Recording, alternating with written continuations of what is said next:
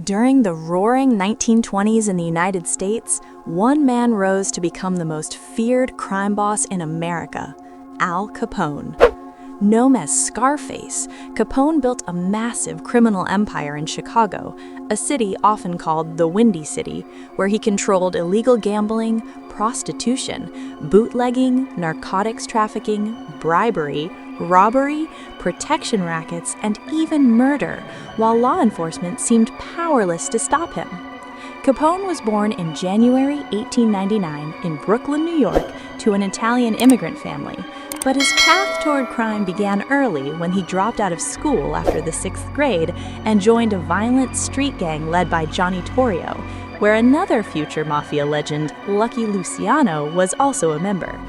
Around 1920, Torrio invited Capone to move to Chicago, where Torrio worked under crime boss Big Jim Colosimo, and the timing could not have been more perfect, because the United States had just entered the era of Prohibition in the United States, which made the production and sale of alcohol illegal, but incredibly profitable for organized crime. Torrio and Capone quickly took advantage of the booming underground liquor business, building networks that brewed, transported, and sold illegal alcohol across Chicago, while also expanding into legitimate businesses such as cleaning and dyeing companies, and building strong influence with politicians, unions, and public officials. After the violent death of Colosimo, Torrio became the leader of the gang, with Capone serving as his powerful right-hand man, learning the brutal strategies of organized crime and helping expand their control over the city. In 1925, after Torrio was seriously wounded in an assassination attempt and decided to retire, Capone took full control of the organization and quickly gained a reputation as one of the most ruthless gangsters in America, battling rival gangs for control of territory and criminal operations throughout Chicago, especially in the suburb of Cicero, which essentially became Capone's personal stronghold.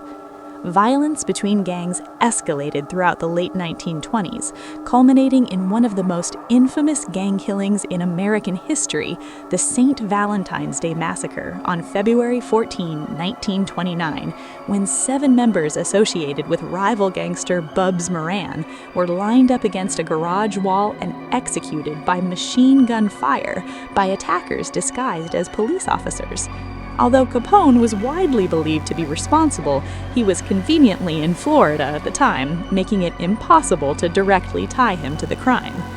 During this era, the federal government agency that would later become the Federal Bureau of Investigation had limited authority and could not investigate most gang violence, which made it extremely difficult to prosecute Capone for his many crimes, so investigators searched for any federal offense that could bring him down.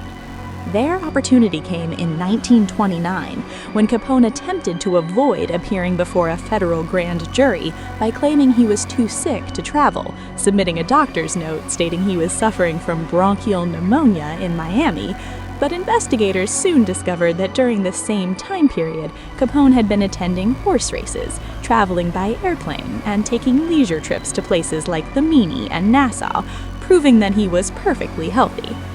Capone eventually appeared before the grand jury in Chicago in March 1929, but as he walked out of the courtroom, he was arrested for contempt of court, though he was released on bond. Only a few months later, he was arrested again in Philadelphia for carrying concealed weapons and was quickly sentenced to 1 year in prison, though he served only 9 months for good behavior. However, the biggest case against Capone was quietly being built by the U.S. Treasury Department, which gathered evidence showing that Capone and several of his associates, including his brother Ralph Capone and mob figures like Frank Nitti, had committed large-scale tax evasion by failing to report millions of dollars in illegal income.